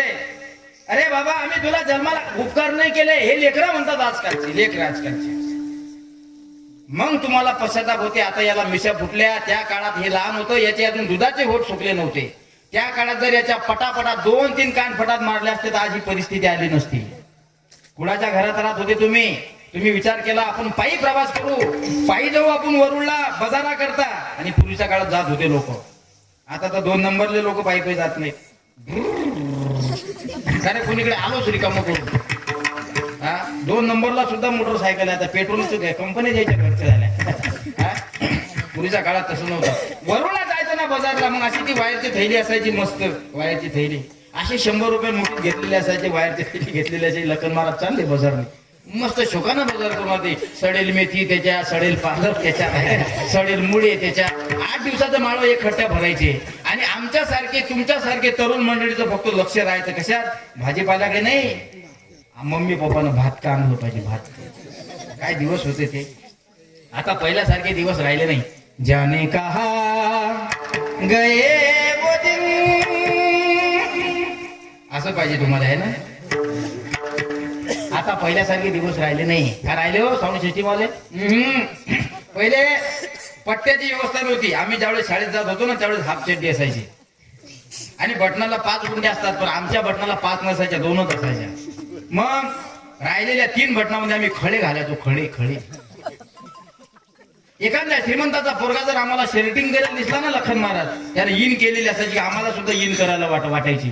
मग आम्हाला इन करायला काही पट्टा नव्हता, मग आम्ही करदोळा चढवायचो. मग करदोळा लावूनही मेळ बसवत नव्हता, तो ढिढिल्ला होत होता. मग काळीचा आटापिटा द्यायची. एखाद्या श्रीमंताच्या मुलाच्या गळ्यात जर लटकलेलं दप्तर पाहिलं ना महाराज, तर आम्हाला सुद्धा वाईट वाटायचं की आपलं सुद्धा असं दप्तर असायला पाहिजे. मग आम्ही 8 दिवसाचं माळव भरलेली थैली रिकामी करायची होती वायरची. एक बन या खडात आणि एक बन या खडात, चालले फुगा घेऊन. आहे का नाही. पूर्वीच्या काळामध्ये तशीच पद्धत होती. एखादा मुलगा जर झाडावर चढला, बोर आणण्याकरता, तर आम्ही बोर आणण्याकरता जायचो. एखाद्या पोरानं मामाच्या 3 पत्रावर दप्तर ठेवलं की आम्ही दप्तर ठेवायचो. लगेच घरी गॅंग यायची, चलो लाव उसको उठायचे. तो सीनाचा मस्त 4 जणांना टांगड्या पकडायच्या, 4 जण, ओ बाबा रे, अरे मला सोड रे, मी जात नाही रे, ओ मास्तर तुमच्या पाया पडतो. दिवस चांगले होते. त्या दिवसामध्ये प्रेम सुद्धा तसं होतं. कारण आई वडिलांनी त्या काळात कुठंतरी संस्काराच्या बाबतीत कमतरता केली. याचं कारण होतं की मुलांना, आई वडिलांना माहित होतं की अशा सोशल मीडियाचे दिवस आपल्या तरी काळात आपल्याला पाहायला भेटणार नाही. आता पूर्वीच्या काळामध्ये नुसतं बटनाचे मोबाईल होते. आता लाख, 1.25 लाख रुपयाचे की मोबाईल आहे महाराज. 1.5 लाखाचे मोबाईल, iPhone 16 काय iPhone 13, 1 लाख रुपयात मेळ बसत नाही. पूर्वीच्या काळात बटनाची होती, ते बी 4 चरकी मध्ये. हॅलो रेंज कटली, हॅलो सावळ्याचा कार्यक्रम झाला, तुम्ही तेरविली येता, हॅलो. दिवस बदलले पण आनंद मात्र त्या दिवसासोबत निघून गेला. मुद्दा ऐका. पाणी पडत होता, ताट्याचं घर होतं. माझा सोन्या पाण्याने भिजू नये याकरता मायेनं त्याला पदराखाली झाकलं होतं. वारं उदान सुटलं होतं. बाबाने एका हातानं दरवाजा झोपडीचा लावून ठेवला होता. का? जास्त वारं सुटल्यानंतर दरवाजा सुद्धा घराचा निघण्याची शक्यता होती, अशी परिस्थिती होती. कर्मधर्म सुदैवानं 15 किलो कापूस वेचणारी म्हातारी 20 किलो इचत होती. का? या सोन्याला पक्क्या घरात टाकलं पाहिजे याकरता. कर्मधर्म सुदैवानं वावराच्या कडेचं घर शेतातून गावात गेलं आणि गावात रोडवर त्यांनी प्लॉट विकत घेतला. तिथं पक्क घर बांधलं. आता घर बांधल्यानंतर घर बांधू म्हातारं गेलं नाही अजून. घर बांधू म्हातारं थकलं. पण तरी सुद्धा म्हाताराची आशा होती. म्हाताराला ते दिवस दिसायचे की आपण कुणाच्या घरात राहत होतो. असं नाही का पाणी पडला होता, असं नाही का बंड्याच्या मम्मीने बंड्याला असं कुशीत धरलं होतं, आपण असं नाही का एका हाताने दरवाजा धरला होता. काही कर्म, काही कालांतराने ही 15 किलो येणार होती. पण माझा बंड्या पक्क्या मकानात राहावा या करता 20 किलो येत होती. आज माझा बंड्या पक्क्या घरात आहे, पण घराला अजून प्लस्टर नाही. म्हातारे बी लवकर मरत नाही. तो घर बांधलं ना, मग याला प्लस्टर झालं पाहिजे. घर बांधलं ना, प्लस्टर झालं पाहिजे. त्या स्टाईलची फरशी सुद्धा असली पाहिजे. मग फरशी केली ना, मग 2 प्रकारचे टॉयलेट सुद्धा असले पाहिजे, इंडियन आणि फॉरेनर. एक कबर टॉयलेट आणि एक मराठी टॉयलेट. समजते का तुम्हाला? आता अलग अलग प्रकारचे टॉयलेट निघाले. मी कीर्तना जाहिरात करायसाठी नाही आलो. पहिल्या काळाचं काय झालं, खेड्यापाड्यातला माणूस त्यात गेला, तो म्हणेन मी 4 दिवस तसा राहीन, पण मी त्याच्या जाणार नाही. हा, आपलं राम बोलो सुबह के पहिले राम बोलो, चाल इकडे परत. परिस्थिती तशी होती. कर्मधर्म सुदैवानं घरही बांधलं, प्लस्टरही झालं, स्टाईलही बसवले. विशिष्ट प्रकारचं बाथरूम सुद्धा तुम्ही त्या ठिकाणी बांधलं. आता घर बांधलं तुम्ही हाडाचं काळं रक्ताचं पाणी करून. ऐका, आता नीट ऐका, विषयाच्या बाहेर जाणार नाही. आणि तुमचा जास्त वेळ घेणार नाही, कारण 10:30 वाजता मी तुम्हाला भरती करणार आहे. इतक्या दुरून तुम्ही आले, एवढ्या थंडीत तुम्ही आले, म्हणून तुम्ही कीर्तन ऐकलं पाहिजे. कीर्तनात हे दृष्टांत असतात, दृष्टांत कधीच खरे नसतात. दृष्टांताचा सिद्धांत घेतला पाहिजे, त्याला म्हणतात सिद्धांत. दृष्टांत कधी खरे नसतात, दृष्टांताच्या शेवटी निघणारा जो मुद्दा असतो लक्षात घेतला पाहिजे. ऐका, कुळाच्या घरात राहत होते, पाण्यापासून वाचवलं मुलाला, पक्क्या घरात आणलं, घर बांधलं, प्लस्टर केलं, स्टाईल बसवली, 2-4 लाख रुपयाचं बाथरूम बांधलं. आता म्हातारा खूप थकला. तुम्ही बांधलं ना घर ते, आता म्हातारा पलंगावर बसलेला आहे. एक दिवस कर्मधर्म सुदैवानं तुम्ही त्या बाळाला पावसामधून वाचवलं होतं ना, त्या बाळाचं लग्न झालं. आता घर पक्ष बांधलं की कोणी पोरगी देत आहे का नाही? नाही तर म्हणतात आमच्या पोराला 15,000 पगार, घर राहिलं. आता घर चांगलं हो, आमची पोरगी कोणाच्या वावरात कामाला जाणार नाही, पण पोराच्या घरी 5 एकर वावर पाहिजे. कशाला पाहिजे वावर? परिस्थिती मोठी खराब झाली आता, आहे का नाही? सोयरीक करायच्या बाबतीत आमची मुलगी शेतात जाणार नाही, पोराच्या घरी 5 एकर वावर पाहिजे. पोरगी वावरात जात नाही आणि पोराच्या घरी 5 एकर वावर कशाला पाहिजे? मुळे लावायले का? परिस्थिती तशीच आहे. त्या बंड्याचा विवाह झाला, बंड्या घरात आला. बंड्या घरात आल्यानंतर आता बंड्याची नवीन पत्नी सुद्धा घरात आली.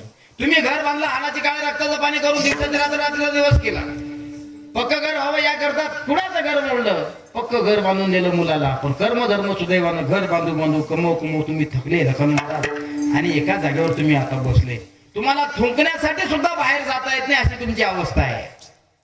आणि एक दिवस त्या सुनबाई देखत, एक दिवस त्या पोरा देखत तुम्ही तुमच्या शरीरातला कप असा टाकला.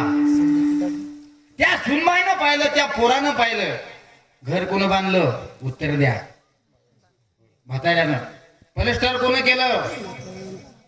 ज्या फरशीवर म्हातारं थुकलं ती फरशी बसवली कोण?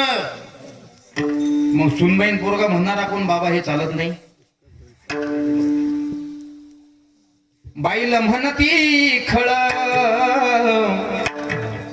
मरता तरी बरे. पुढचा आहे का? नासियले घरे तुमकोनिया जनही सुखाचे दिल्या घेतल्याचे अंतकाळीचे नाही को.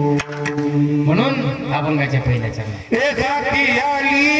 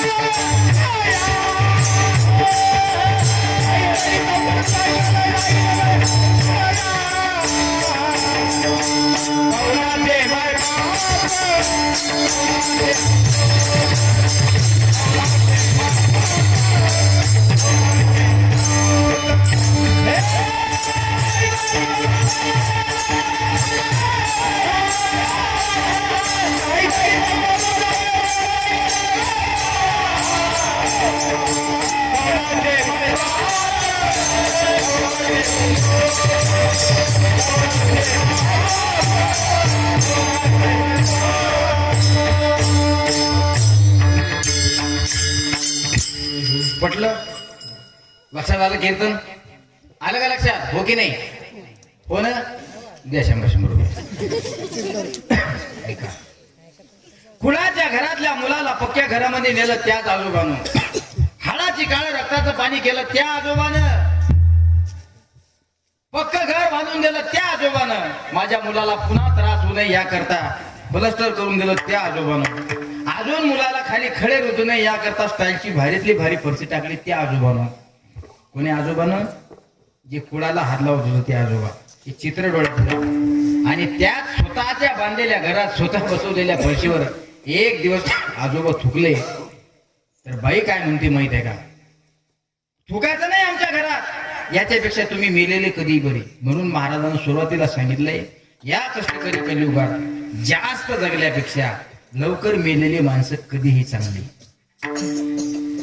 कारण या कष्टकरी कलियुगामध्ये माझ्या मावल्यांनो धनवंता माणसाला जास्त किंमत आहे, पैसेवाला माणसाला जास्त मान देतात लोक. डांबर छाप असतो तो अगरबत्ती छाप, अंधारात त्याला बॅटरी लावून पाहायला जावं लागतं दिवसा रस्त्यानं जर चाललं तर काळं टक दिसतो. केसाचा कलर तरी काळा, याच्यापेक्षा 5 पट काळा असतं ते. नशीब फुटकं असते आपलं की ते पैशानं फार श्रीमंत असतं. एखाद्या वेळेस माईकवर आलं की सांगावं लागतं काय सुंदर दिसता हो तुम्ही, जणू काही अभिषेक बच्चनच. आणि दिवसा बॅटरी घेऊन पाहायला जावं लागतं, इतकं ते डांबरच्या काळ असतो. पण पैशानं श्रीमंत आहे ना भाऊ, मग त्याला रामराम तुम्हाला करावाच लागतो. धनवंताला मर्यादा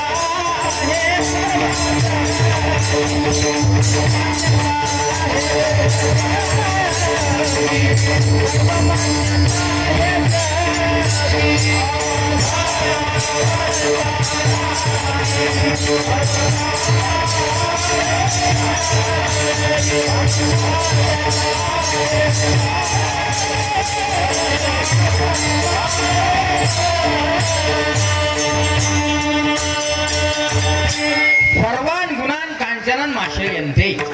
सुभाषित तर असं सांगतायत, धनवंताला गी मान्यता हे सर्व जगी, सर्व मान्यता हे जगी.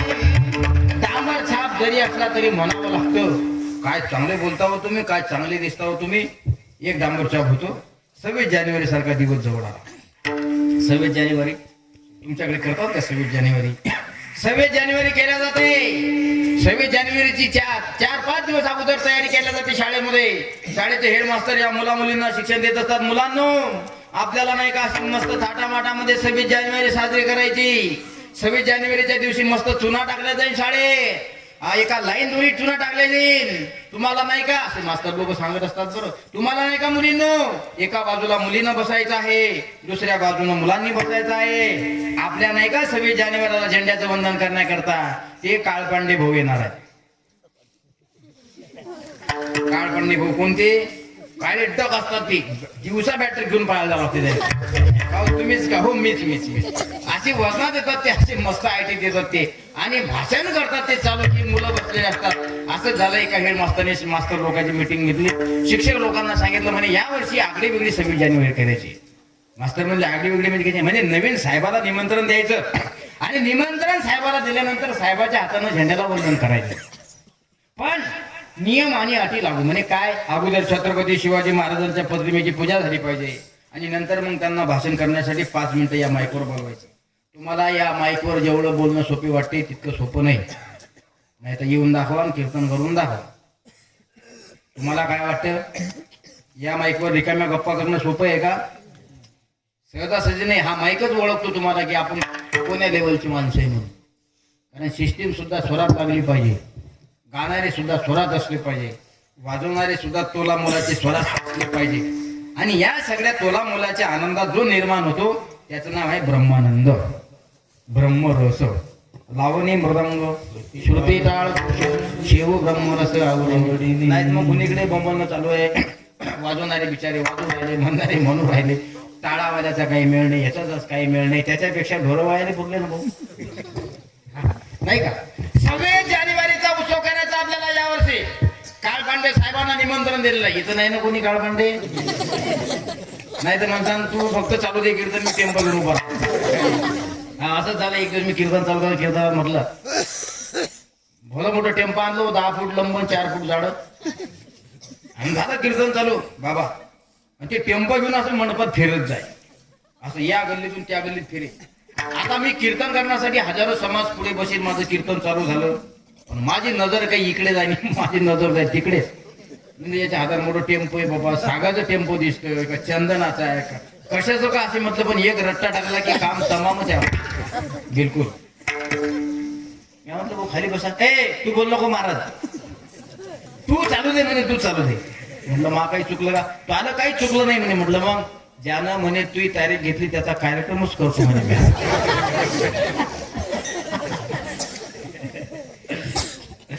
ज्यानं माय तारीख घेतली त्यानं मला वरुडातून फोन लावला म्हणजे टेम्पो घेऊन फिरायला त्याला काही सांगू नका म्हणजे तेही फरार आणि आम्ही फरार. दृष्टांत सोडा, सिद्धांत लक्षात ठेवा. डांबर साहेब दिसताय तुम्ही, ताव्याच्या पाठीसारखी तुमची काळी पाट नाही तुमचं शरीर आहे, तरी सुद्धा माईकवर तुम्हाला विशेष अतिथी म्हणून बोलावं लागतं. याचं कारण काय हो? तुम्ही पैशावाले आहात. धनवंताला सर्व मान्यता आहे जगी. तुमच्याजवळ जर पैसा नसेल तर लोक रामराम सुद्धा करत नाही. बघा तुम्ही सगळ्या लोकांनी अनुभव घेतला. माझ्या राजांनो, शिवेश्वर भगवंताची सगळ्या बोरगावकर ग्रामस्थांवर कृपा आहे की कोरोनाचा काळ जाऊन सुद्धा तुमच्या सगळ्या लोकांना कीर्तन ऐकण्यासाठी बसवलं. उपकार मानले पाहिजे आपण भगवान शिवजीचे. हा, कशाचं नातन कशाचं गोत. बाई, मी तो बाप बोलतो, मला नाही का कोरोना झाला, बाबा इकडे येऊ नका तुम्ही, तिकडेच राह. बाई तू माई लेख आहे ना, लेख सध्या नाही, कोरोना जाऊ द्या मग या. येतं काहीच नाही. कीर्तनात साधं खोकलं तरी लोक म्हणत उठ, अरे खोकलू नको, अरे बाबा माहित ना खोकला इकडे आला नाही, उठ इथून तू तिकडे बस. ते नाते होते नंतर जान प्यारी सर सलामत तो पगडी पशास. परिस्थिती तशी होती. पण या एवढ्या मोठ्या महामारीपासून आपल्या सगळ्यांना शिवेश्वर भगवंतांनी या धर्म मंडपामध्ये बसवलं. खरोखर भगवंताचे उपकार मानले पाहिजे. आणि यात आयरे गैरे लोक मेले नाही. परमार्थ करणारे लोक आजही जिवंत आहेत. ज्या लोकांना साधूची चेष्टा केली ते मेलं, ज्यानं साधूची टिंगल केली त्याला कोरोना झाला, ज्यानं कधी देवाच्या सप्त्यात देणगी दिली नाही त्याला कोरोना झाला, ज्याने कोरोना झाला तरी त्याच्या नाकात काळ्या घालू घालू तो पॉझिटिव्ह केला आणि डॉक्टरना लंबा लचक केला, पोत्यानं पैसा लंबवला त्याचा. आणि एवढं करून मी मग सांगितलं आता तुला काही घाबरायची गरज नाही, पोत्यावर पैसा केला म्हणजे. मग हे पोत्यावर का दिला? तू जर शिवेश्वर भगवंताच्या पावन पवित्र दरबारात 10-11,000 रुपये दिले असते तर शंकरांना तुला म्हटलं असतं काळजी करू नको भक्ता, मी आहे तुझ्या पाठीशी. तू कधी देवाच्या सत्यात देणगी देत नाही, तू कधी देवाच्या मंदिराच्या बांधकामात 100 रुपये देत नाही, मराला भेट. मग आता पोत्यानं डॉक्टरची भरती करतो की नाही? हे तसंच आहे. जोपर्यंत तुमच्या खिशात पैसा आहे माझ्या राजांनो, तोपर्यंत सगळे लोक तुम्हाला आदाब सलाम राम राम जय हरी रामकृष्ण हरी माऊली म्हणतात. आणि तुमच्या खिशातला पैसा एकदा संपला रे संपला की तुम्हाला कोणी रामराम करत नाही. ही जगाची रीत. सब पैसे के भाई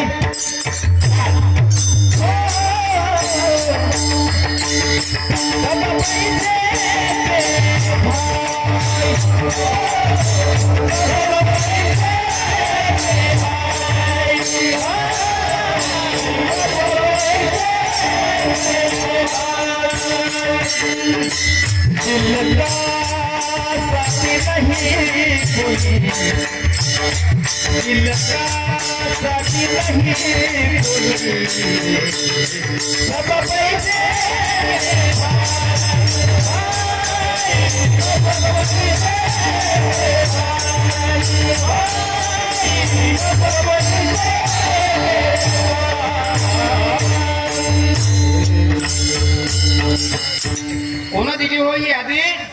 ही यादी कबीरदास महाराजांनी दिली. जब तक तुम्हारे जेब में पैसा है तब तक सब तुमको सलाम राम राम आदाब रामकृष्णरी माऊली जय हरी म्हणतात. आणि एकदा का तुमच्या खिशात पैसा नसला रे नसला, तुमच्या जवळून जातात पण राम राम काय तुमच्या तोंडाकडे सुद्धा पाहत नाही. खरं का खोटं? जय शंभर शंभर. मुद्दा लक्षात ठेवायचा. हेच राहिले पाहिजे. पैसे नका देऊ बरं, नाही तर माणसांचे कोण आणलं होतं पैसे मागणार. मी एक सहज तुमच्या लेकराचा एक विनोद म्हणून म्हणतो तो विषय ऐका. जोपर्यंत तुमच्या जवळ पैसा आहे तोपर्यंत सगळे तुम्हाला मान देतात, तुमची किंमत असते. राम राम श्याम श्याम. कबीर महाराज वर्णन करतात. सब पैसे के भाई दिल का साथी नहीं कोई रे, सब पैसे पुढे ऐका पुढे. अपने पल्ल में जब पैसा आवे तब सब ही सलाम करे. आपल्या खिशात ज्यावेळेस पैसे असतात त्यावेळेस सगळे लोक राम राम पाटील राम राम राम राम राम राम. पाटलाला काही येत नसलं तरी म्हणावं लागते राम राम पाटील. अपने पल्ल में जब पैसा आवे तब सब ही सलाम करें, अपने पर जब बखत पड़ेगा कोई मिठा न बोले. मालक, ज्यावेळेस आमच्यावर परिस्थिती होती त्यावेळेस आम्ही तुम्हाला पैसे उसने मागितले होते. आज परिस्थिती तुमच्यावर आहे, तुम्ही आम्हाला पैसे उसने द्या. तो म्हणतो एकदा जेवण करून जा, आपण पैसे सोडून बोला. हा? अपने पल्ल में जब पैसा आवे तब सब ही सलाम करी, अपने पर जब बखत पड़ेगा कोई मिठा न बोले, सब पैसे की. ही परिस्थिती तशीच आहे. एखाद्याला मिक्सर आणण्याकरता तुम्ही 10,000 रुपये उसने द्या आणि कीर्तन चांगलं रंगात आलं, कीर्तनात चांगला आवाज सोडल्यामुळे तुमचं मिक्सर जळलं. उदाहरणार्थ बरं, असं होतं महाराज बाबा. हा अरे, तुम्ही शेजारच्या साऊंडवाल्याला 10,000 रुपये दिले होते मिक्सर आणण्याकरता. आज चालू कार्यक्रमात तुमचं मिक्सर जळलं. जळू नये. मी तर तुम्हाला 15-20 लाख रुपयाचं सामान घेऊन असं सांगितलं. आणि तुम्हाला सांगतो, आमचे शब्द कधी खोटे होणार नाहीत.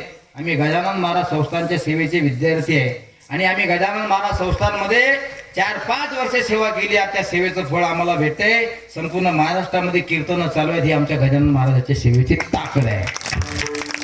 मला काय वाटतं, मी एक उदाहरण तुम्हाला सांगतो. शेजारच्या माणसाला मिक्सर घ्यायचं होतं, तुम्ही 10,000 रुपये उसने दिले. कर्मधर्म सुदैवानं कीर्तन रंगात आलं, साऊंडही चांगला लागला, पण मिक्सर जळालं तुमचं.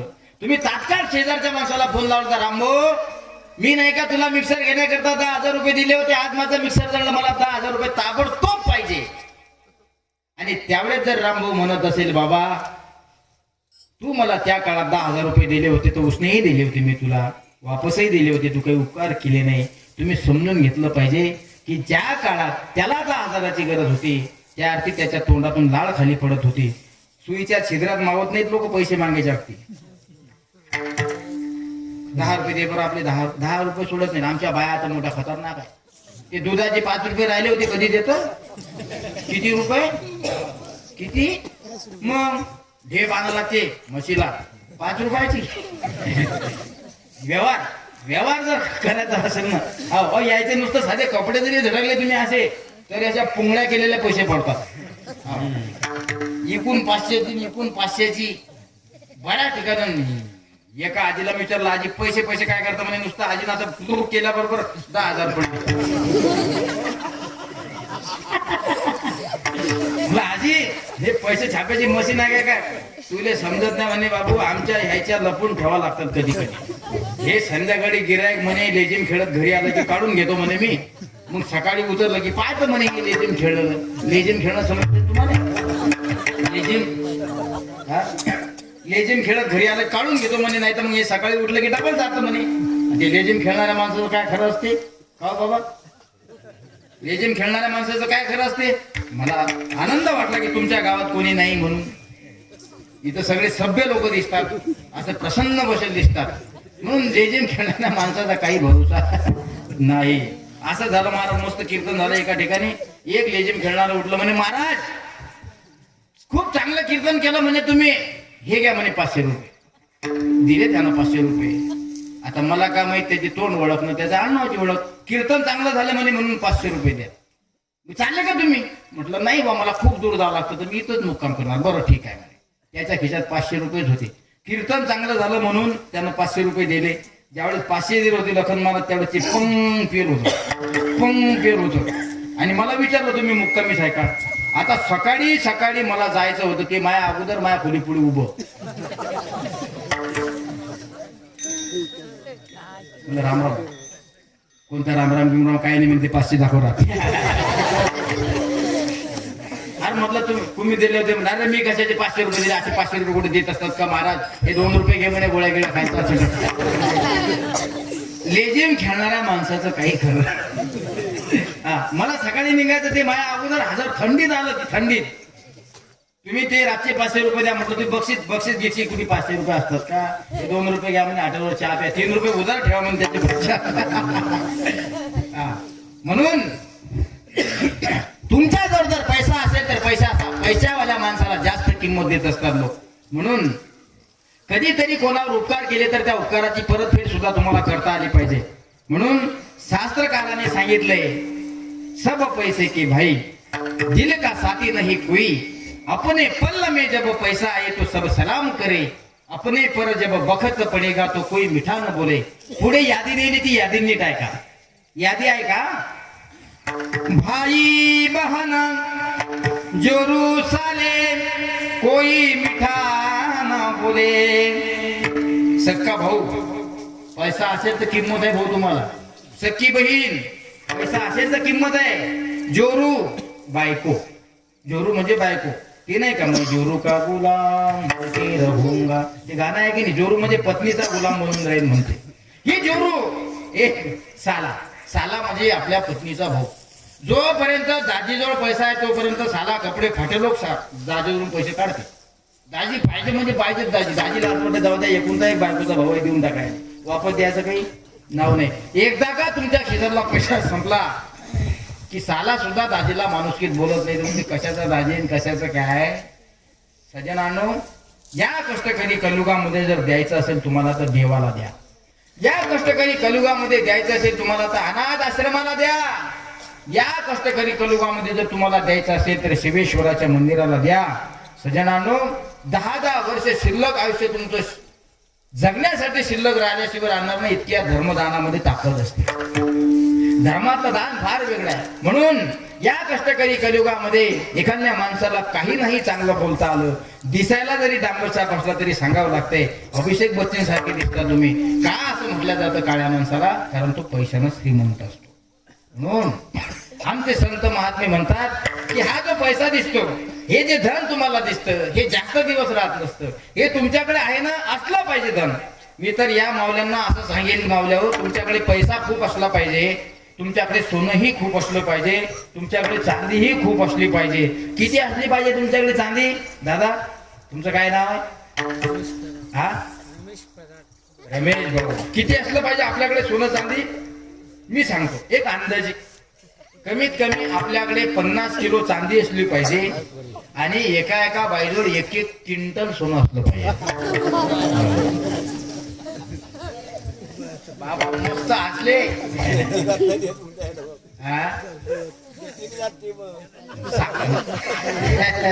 सांगायचे का पैसे पडतात का? मुद्दा लक्षात ठेवा. का नसलं पाहिजे आपल्याकडे 50 किलो चांदी 1 क्विंटल सोनं? मला महाराज दिवाळी सारखा सण जवळ आला की कापूस येतो तुम्ही मरते म्हणे, मका काढू काढू मी मरते म्हणे, मिरच्या तोडू तोडू मी मरते म्हणे. दिवाळी सारखा सण जवळ आला, 1 ग्रॅम नवऱ्याला मागितलं की नवरा म्हणते चूप, 1 ग्रॅम लवकर भेटत नाही म्हणे. मिरच्या तोडू तोडू परेशान, उसाले पाणी देऊ देऊ परेशान. तुम्ही 1 क्विंटलचा विषय करता. का नसलं पाहिजे? आपण ज्या कष्टकरी देशामध्ये राहतो, हा भारत देश सोन्याची चिड्या म्हणून संबोधला जाणारा देश आहे. कधी काळ असा होता आपल्या भारत देशावर झाडं होती सोन्याची, आणि त्या सोन्याच्या झाडावर सोन्याच्या डांगा होत्या, आणि त्या डांगीवर सोन्याचे पक्षी बसून आनंदानं गाणं गात होते. ज्या देशात बसून राहत होते तो देश सोन्याचा होता. म्हणून कमीत कमी तुमच्याकडे 1 क्विंटल असलं पाहिजे. असं मस्त कपाट असलं पाहिजे, कपाट, शोकेस. वरच्या कडक सोन्याच्या इटा असल्या पाहिजे. इटा घर बांधायच्या इटा नाही, सोन्याच्या इटा असल्या पाहिजे. खाली मस्त पैकी बिस्किट असले पाहिजे. बिस्किट पार्लेजी किंवा क्रॅकजॅक नाही, 24 कॅरेट सोन्याचे असले पाहिजे. आता हे लोक म्हणतील आपल्याला हे सामान आहे ना, हे दरवर्षी आणत जा कीर्तन करायला. हे सोन्याचा फॉर्म्युला सांगू राहिले. तुम्ही बोलावलं नाही बोलावलं तो काही विषय नाही. आमचा धर्म आहे, जिथं बोलावलं तिथं आम्हाला जावं लागते. तुमच्या जवळचं प्रेम आम्हाला मिळालं पाहिजे, आणि आमचंही हसत खरत प्रेम स्वरूपा भक्ती मार्ग तुम्हाला कळाला पाहिजे, असा आपला विषय असतो. असं मस्त कपाट असलं पाहिजे, अशा मस्त सोन्याच्या इटा असल्या पाहिजे, त्याच्या खाली बिस्किट असले पाहिजे. पार्लेजी नाहीत रे, 24 कॅरेट सोन्याचे असले पाहिजे. त्याच्या खालच्या मस्त ड्रायव्हर मध्ये चप्पल हार असला पाहिजे, त्याच्या खालच्या ड्रायव्हर मध्ये गौमणी असले पाहिजे, त्याच्या खालच्या हार मध्ये अजून कोणती पॅरेगॉन हार असला पाहिजे, चप्पल हार असला पाहिजे, मोती हार असला पाहिजे, आणि सगळ्यात खाली सोन्याची नाणं असली पाहिजे. असं सगळं क्वांटिटी करून 1 क्विंटल असलं पाहिजे. का नसलं पाहिजे? ज्या कष्टकरी देशामध्ये आपण राहतो त्या देशात कधी काळी झाडं सोन्याची होती. मुघल आले ना आपल्या देशात, मुघल आले. मोहम्मद गजनी नावाचा एक मुघल आला. सोंटी सोमनाथ सारखा शुद्ध शंकराच्या पिंडीला शंकराचं मंदिर तोडून नेलं. सगळे खांब सोन्याचे होते, 10 हत्ती लावा लागत होते, इतके खांब सोन्याचे होते. लुटून नेलं या लोकांना, मुघलांना. ज्या काळात मुघल होते आपल्या भारत देशाला सोन्याची चिड्या म्हणत होते. सांगेल मी तुम्हाला, जहा डाल डाल पर सोने की चिड़िया करती है बसेरा, वो भारत देश है मेरा, वो भारत देश है मेरा. है वो धरती जहाँ ऋषि मुनि जपते हरि नाम की माला. हरि ओम हरि ओम हरि ओम. यहाँ हर एक बालक मोहन है और राधा एक एक बाला, राधा एक एक बाला. जहाँ सूरज सबसे पहले आकर डाले अपना डेरा, वो भारत देश है मेरा, भारत देश है मेरा. भारत माता की. हा देश भारत देश आहे. सोन्याची चिड्या म्हणून संबोधला जाणारा भारत देश आहे. काहीतरी आदर्श घेतला पाहिजे आपण. म्हणून तुमच्याकडे सोनं असलं पाहिजे, तुमच्याकडे पैसा असला पाहिजे. पण मुद्दा ऐका, 1 क्विंटल आहे ना माझ्या राजांनो तुमच्याकडे, त्यातलं 10 किलो शिवेश्वर मंदिराकरता देता आलं पाहिजे. क्विंटल जाऊ द्या, आहे तुमच्याकडे 5 ग्रॅम, 1 ग्रॅम शिवेश्वर मंदिर आहे तुमच्याकडे. 1 तोळा शिवेश्वर मंदिर. कारण 10% जर तुमच्याकडे पैसा असेल, 10% तुमच्याकडे सोनं असेल, त्या 10% 10वा हिस्सा, शेवटचा हिस्सा हा देवाचा असला पाहिजे. 10वा हिस्सा धर्म मंडपाचा असला पाहिजे. 10वा हिस्सा सत्याचा असला पाहिजे. महाराज असं का म्हणता तुम्ही? तुमच्याकडे आहे तेवढं धन जर शुद्ध करायचं असेल तर धन हे दिल्यानं शुद्ध होत असतं, धन हे दानानं शुद्ध होत असतं.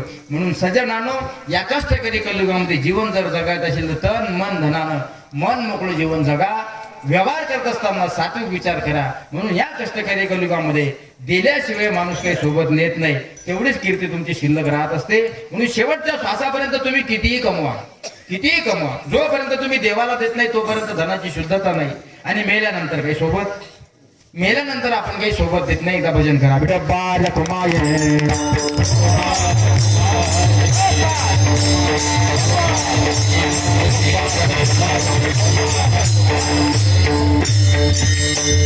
मेल्यानंतर आपण धन सोबत नेत नाही. म्हटलं पाहिजे कोणतरी 10 क्विंटल सोनं होतं महाराज त्यांच्याकडे, त्यांनी 1 किलो शिवेश्वर मंदिराला दिलं. त्यांनी 1 किलो दिलं म्हणून आज एवढं मोठं मंदिर उभं आहे. 10 वर्ष तुमचं नाव कमीत कमी या मंदिरात आलेला प्रत्येक भक्त घेतल्याशिवाय राहणार नाही. का मेले की गेले? का मेले की गेले? हो नाही, प्रपंचातले लोक एकदा मेले की गेले. 13 दिवस सुतक पाळलं तर पाळलं, नाही तर तेही पाळत नाहीत. एकाला मी विचारलं तुमच्या घरचे ते गेले, मग आता किती दिवस सुतक आहे? म्हणे फक्त 13 दिवस. म्हणजे 14व्या दिवशी भजे करून खाऊ म्हणे. शाबास. आपलं जीवन तसंच आहे तुमचं आमचं. 13 दिवस सुतक पाळलं तर पाळलं. टाइम झाला का? ज्ञानेश्वर माऊली ज्ञानराज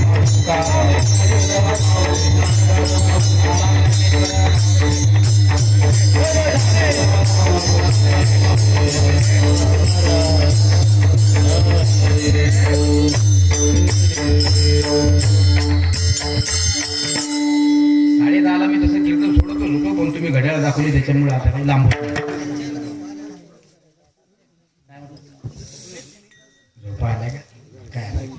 तसे मी 10:30 मी नियमाचा फार कडक आहे. गजानन महाराज संस्थानचे आचार्य घेऊन फिरतो आम्ही. गजानन महाराजच्या शेगावला 7:45 कीर्तन चालू झालं की 7:10 ज्ञानेश्वर माऊली झालंच पाहिजे. मी विठोबाला किती वाजता केलं कीर्तन झालं आपलं. आता याच्या पुढे मला कीर्तन लांबायचं नाही, सांगायसारखं खूप काही आहे. पण आता तुम्ही घड्याळ दाखवलंय त्याच्यामुळे आपण थांबवलं पाहिजे.